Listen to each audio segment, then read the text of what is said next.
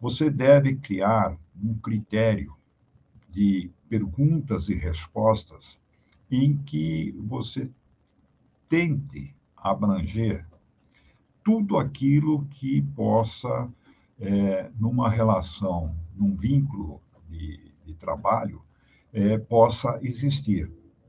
Então, você deverá fazer as perguntas ao reclamante sobre todos os aspectos, porque muito provavelmente o reclamante pode lhe procurar dizendo de que ele foi dispensado injustamente e que ele não recebeu as horas extras.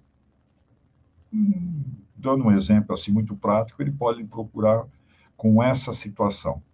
No entanto, se você for um profissional que procura ter resultados em suas ações trabalhistas e procura ter uma abrangência geral no processo, você começa a fazer que eu diria, um diagnóstico do que ocorreu com esse trabalhador na empresa e você vai se deparar com uma série de fatores de que, primeiro, o teu cliente, o reclamante, sequer desconhecia que tinha aquele direito.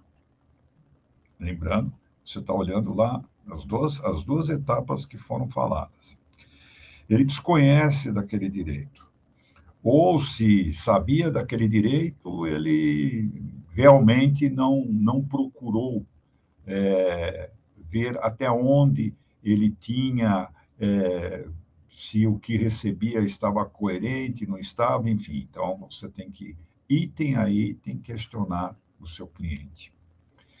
Ao fazer esse questionamento, simultaneamente, você tem que já estar se preparando com uma documentação que comprove aquilo que ele vai estar lhe respondendo.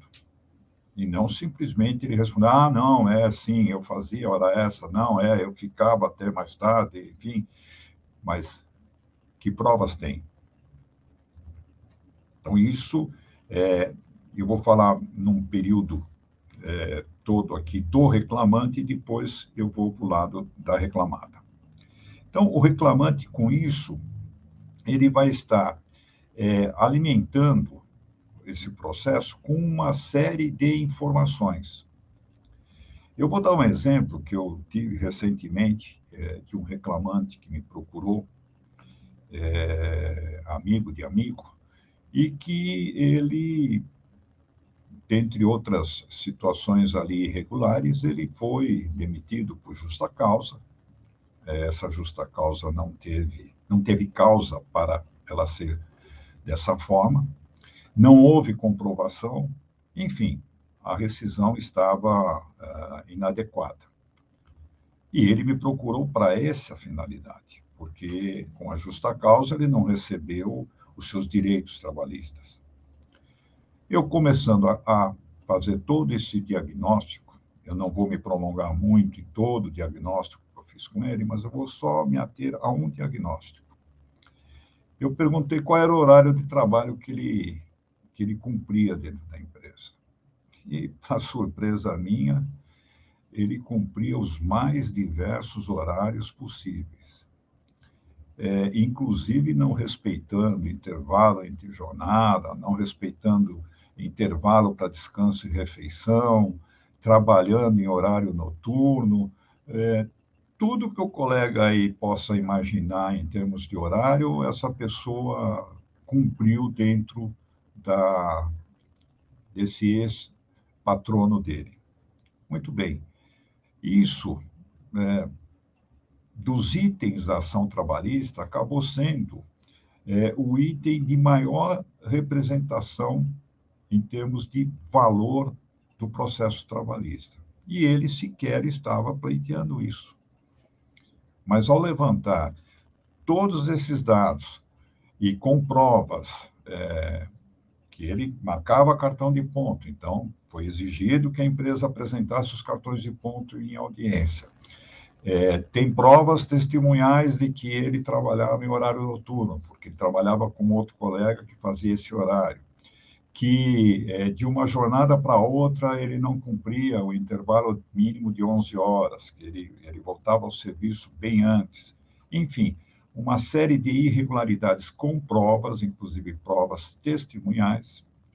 Isso resultou num pleito em que, depois de calculado, representou mais de 50% do valor da ação.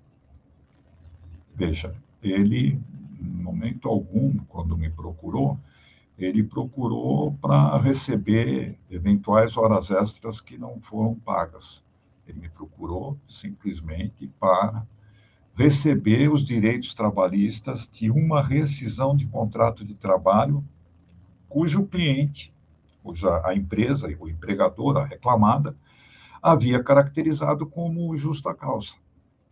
Então, aí é que está, vamos dizer, o ponto crítico que você deve avaliar, porque nem sempre é aquele item que o cliente vai dizer que você deve pleitear. E, se você for a fundo, você pode, como eu chamo muitas vezes, numa entrevista, e ela não deve ficar numa primeira entrevista, eu acho que deve ter mais de uma entrevista com o seu cliente, você pode identificar outros pontos que essa pessoa sofreu no período todo de contrato de trabalho, e cuja reclamada não, também por desconhecimento, talvez, não fez cumprir.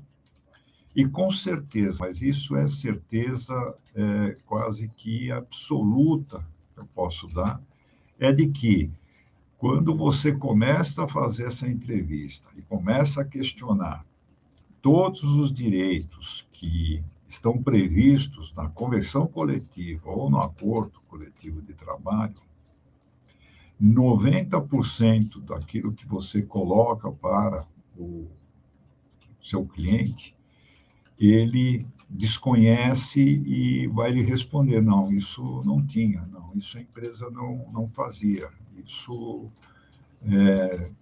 não me lembro de ter recebido, de ter ocorrido comigo, enfim, são fatores e fatores que você pode agregar ao teu processo trabalhista para ter êxito ao final.